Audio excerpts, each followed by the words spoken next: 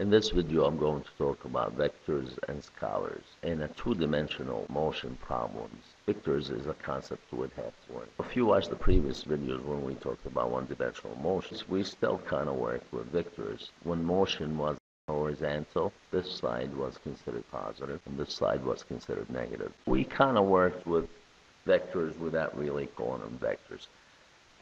An overview of what a vector and a scalar is. I'll give you an example.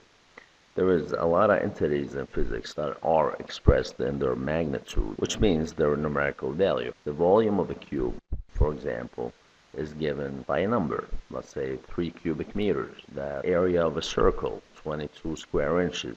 Direction has nothing to do with these quantities. It doesn't matter if the circle is up, down, right, left, back, forth. Let's say somebody tells you that John drove 50 miles. Now, that does give you some information, but it doesn't give you a specific destination. But if somebody told you John drove 50 miles west, then the final destination is specific. Now, that kind of information that requires direction is called a vector. So a vector is an entity that has a magnitude, which is a numerical value, and direction, where scalar is just a magnitude, no direction required.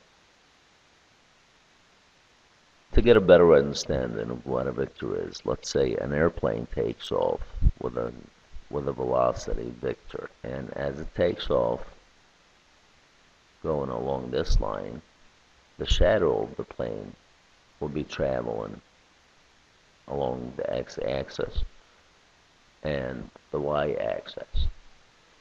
Now you could intuitively tell that velocity along the vector is going to be faster than velocity along the x-axis for a simple reason. This is a longer distance. So as the plane travels from here to here in a certain time, it travels from here to here in the same time. Since the distance here is less, and this distance here is where the shadow travels on the y-axis. So the y component and the x component here of the velocity is going to be a fraction of this velocity. But let's see if we can do this in a better video. I'm going to attempt the animation of an airplane taking off. Watch the shadow going along the x-axis and along the y-axis. This is the airplane as it travels along the vector with a velocity v. Notice how the shadow travels slower on the axis than the actual plane. To understand vectors, we have set up a coordinate system. Now, the rules for this coordinate system, this here is the positive x-axis, and this is the negative x-axis. This is the positive y-axis, and this is the negative y-axis. To measure angles, clockwise, it's negative. Counterclockwise, that's positive. Going in a complete circle is 360 degrees. Now, think of a bird taking off for 150 meters in 3 seconds at this angle, where the angle theta equals 30 degrees. The easiest way I found to understand this, imagine the bird flying and its shadow is traveling along the x-axis. So this distance here is 150 meters, and that goes from here to here. That's 150 meters. And the shadow here, which I'm going to call Rx, which is the vector traveling on the x-axis, is going to be this distance. And the shadow of the bird traveling along the y-axis is going to be from here to here, which is our y component. So this distance here is the x component of vector r, and this here is the y component of vector r sub y. And this is a 90-degree angle. Now, from the Pythagorean theory, r squared would equal rx squared plus ry squared. We also know from trigonometry that rx would equal r multiplied by cosine the angle in between. And the y component of the vector ry would equal r times the sine. Now we could figure x component, which equals r is 150, that's the distance, times cosine 30 degrees, which is, let's get the calculator, cosine 30 times 150 meters, 129.9 meters.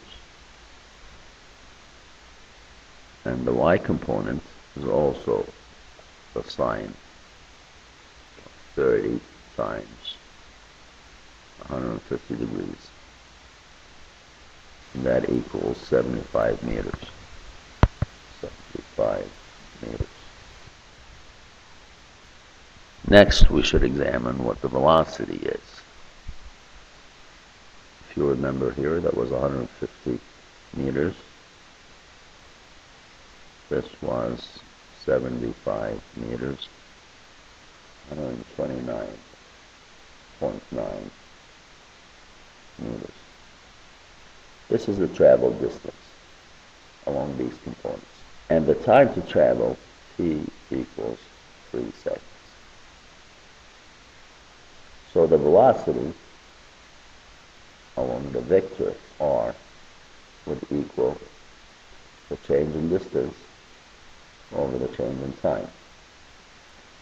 Let's notice that this is average velocity, which equals the change in distance goes from 0 to 150 meters. So 150 minus 0 over the change in time, which is 3 minus 0, and that's 50 meters per second. Acceleration equals the change in velocity over the change in time. This equals final velocity minus initial velocity over final time minus initial time.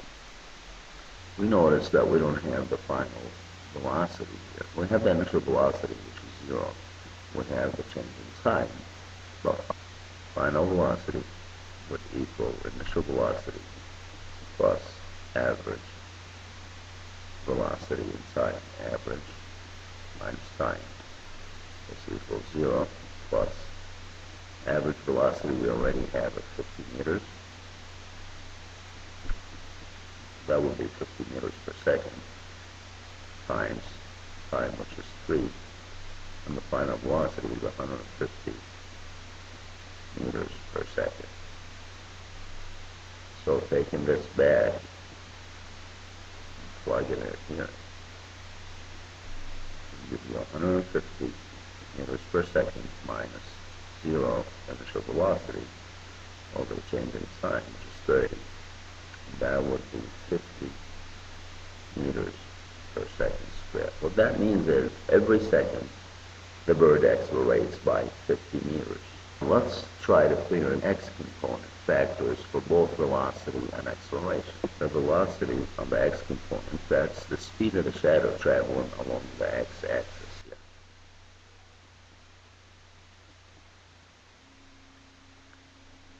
The x component of the velocity would equal the change in distance along the x-axis over the change in time.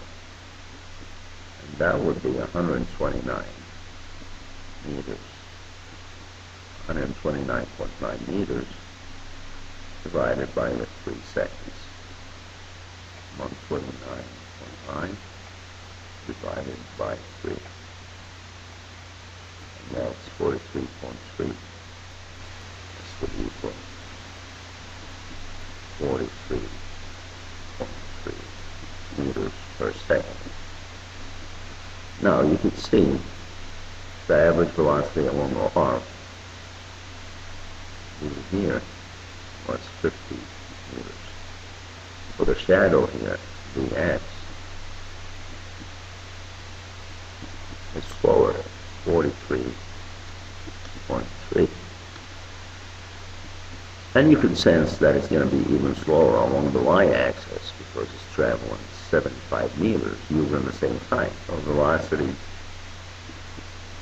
y component would be the change in distance in the y direction over the change in time. And this was 75 meters divided by the time 3 seconds. That will be 25 meters per second. Let's figure the acceleration. In the next acceleration, some examples on adding and subtracting for the x component vectors. Those are all vectors, by the way. And doing an x shows you the direction. Direction is in the x axis direction.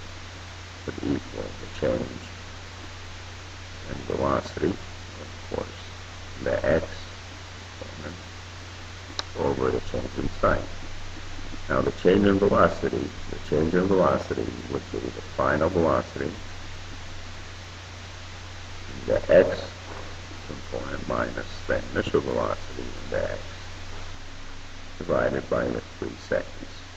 The final velocity here,